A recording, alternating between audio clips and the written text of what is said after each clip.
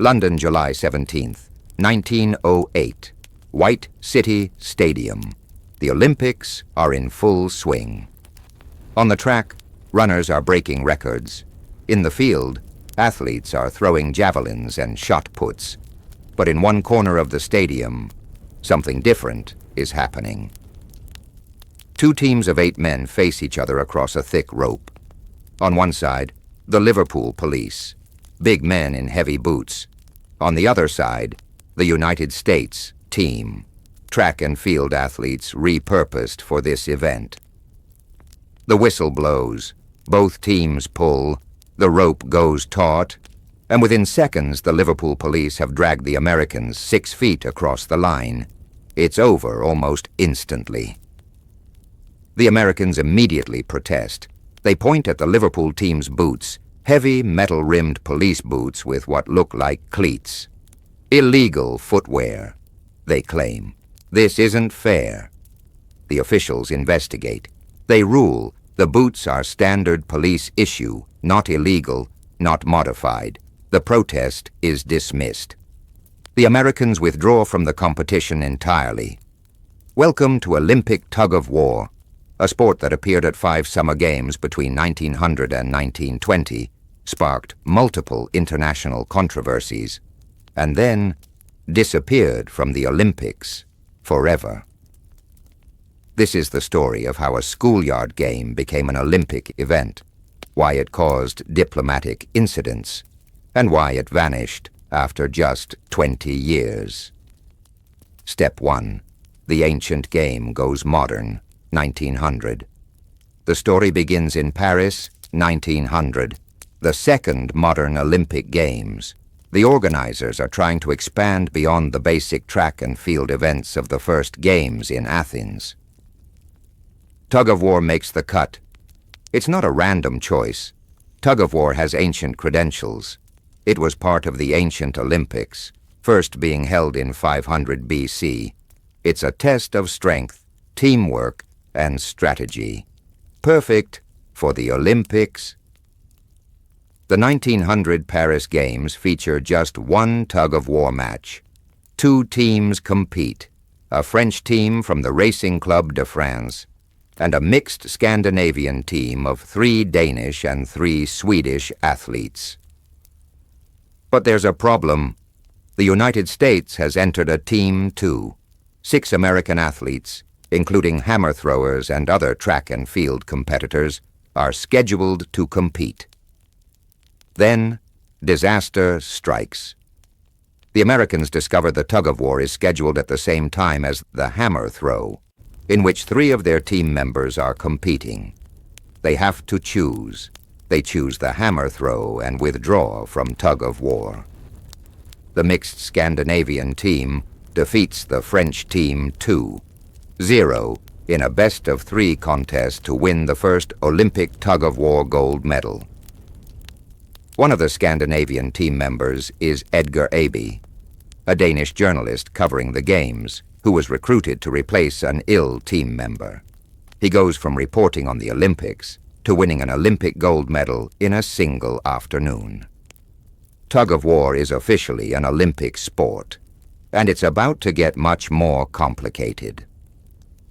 Step 2, America sweeps, rules evolve, 1904. The 1904 Olympics are held in St. Louis, Missouri. For the first and only time, the Games come to America.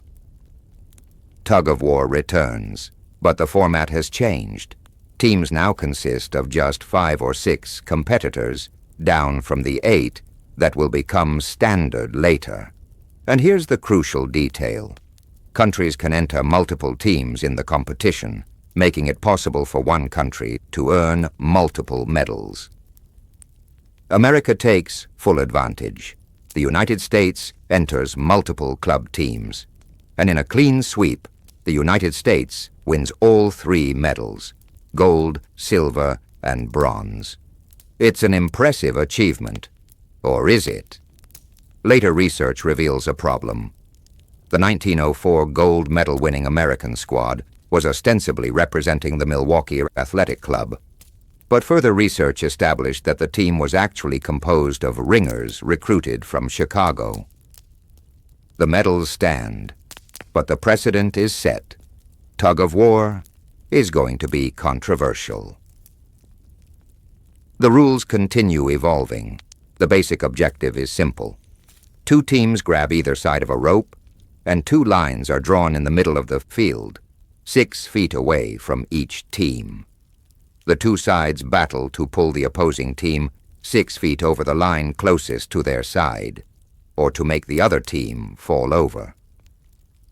If this isn't accomplished within a 5-minute time limit, the team that has pulled their opponent the greatest distance is declared the winner. By 1908, team sizes standardize at 8 members, a format that continues through 1912 and 1920. The sport is taking shape, but the controversies are just beginning. Step 3. The Boot Scandal, 1908. July 1908, London. The British are hosting the Olympics, and tug of war is back. This time, the competition is fierce. Britain enters 3 teams. All 3 are police units: the City of London Police, the Liverpool Police, and the Metropolitan Police K Division. These aren't amateur athletes. They're working policemen who train together as a team. The Americans enter a team composed of track and field athletes, including discus thrower Martin Sheridan, hammer thrower John Flanagan, and shot putter Matt McGrath. In the first round, the Americans face the Liverpool Police. The match begins, and it ends almost immediately. Liverpool wins the first pull easily. The Americans are stunned, and then they notice the Liverpool team's footwear. The Liverpool police team is competing in enormous shoes, so heavy, in fact, it was with great effort they could lift their feet from the ground. The United States delegation protests against the footwear worn by the Liverpool police, who competed in their service boots. The Americans argue these violate the rules. The official rule states, "No competitor shall wear prepared boots or shoes with any projecting nails, tips, sprigs, points, hollows, or projections of any kind." Are police boots prepared? The Americans think so. The British disagree. The policemen were wearing standard police boots with metal rims, but no projecting studs or other items. These are their normal work boots, not modified, not special, just standard issue. The protest is dismissed. The Liverpool boots are legal. American athlete Martin Sheridan, writing for the New York Evening World, describes the boots differently. The Englishmen had to waddle out on the field like a lot of County Mayo ganders going down to the public pond for a swim. The shoes they wore were the biggest things over here and were clearly made for the purpose of getting away with the event by hook as well as crook. The Americans are furious. The Victoria's City Coppers magnanimously offer to compete against the American team barefooted, but the offer is declined. The U.S. team withdraws entirely. The competition continues without them. In the semifinals, Liverpool beats Sweden. The City of London Police beats the Metropolitan Police. And in the final, it's Britain versus Britain. The gold medal goes to the City of London Police team, which defeats the Liverpool Police in the final by a 2-0 margin.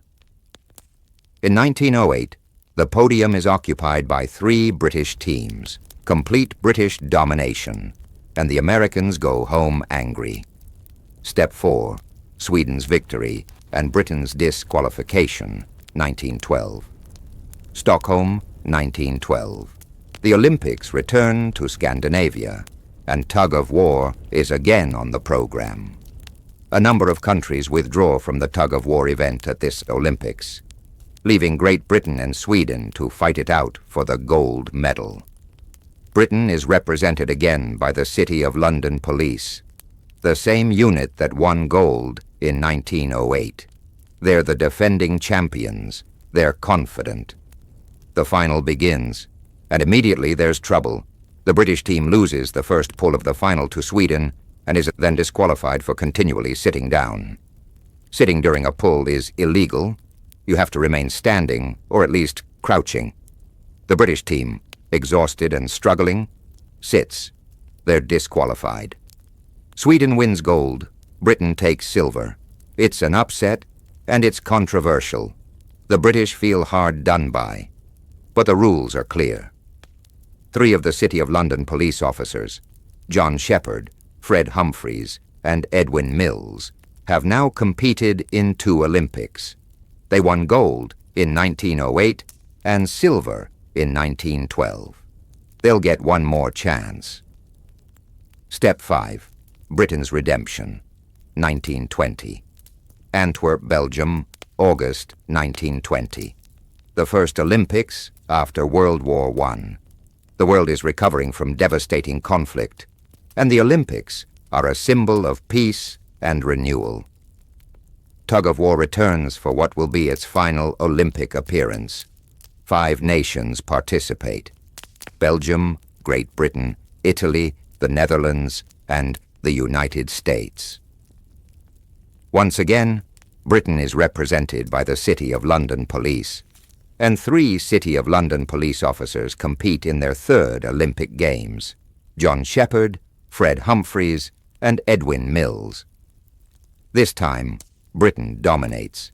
The British team easily wins their 6 bouts, winning 2-0 against the USA, Belgium, and finally the Netherlands in the gold medal match.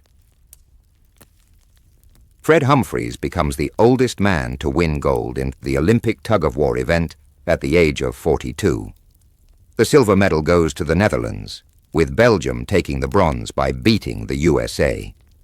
And with that, John Shepherd, Fred Humphreys, and Edwin Mills each finish with 2 Olympic gold medals and 1 silver, making them the greatest tug-of-war Olympians in history. Britain has won its redemption. The City of London police have completed a remarkable Olympic journey. Gold in 1908, silver in 1912, and gold again in 1920. But it's over. Tug-of-war will never appear at the Olympics again. Step 6. Why it ended. After the 1920 Games, the International Olympic Committee decides to streamline the Olympic program to manage the number of sports and participants. Tug-of-war and several other sports are removed from the Olympic program. Around 30 sports are cut entirely. Why was tug-of-war eliminated? Several reasons. First, the sport was presumably discontinued because of the many controversies that surrounded it. The 1904 ringer scandal, the 1908 boot protest, the 1912 disqualification. Every Olympic appearance featured some kind of dispute. Second, participation was limited. By 1920, only 5 nations field teams, underscoring the event's declining global interest. Most competing nations are European or North American. The sport lacks global appeal. Third, professionalism concerns. Many competing teams, including the British squads composed of police officers, are seen as professional rather than amateur athletes. This clashes with the Olympic amateur ideal. And finally, practicality. The Olympics are getting too big. Too many sports, too many athletes, too much complexity. Tug-of-war, with its controversies and limited participation, is an easy cut. The sport disappears from the Olympic program. It never returns. The final count. Over 5 Olympic appearances, Great Britain tops the medal table with 5 medals. The United States finishes second with 3 medals, all won in 1904. Sweden is also among the top countries with 2 medals. Since 1920, various countries set up their own tug-of-war associations.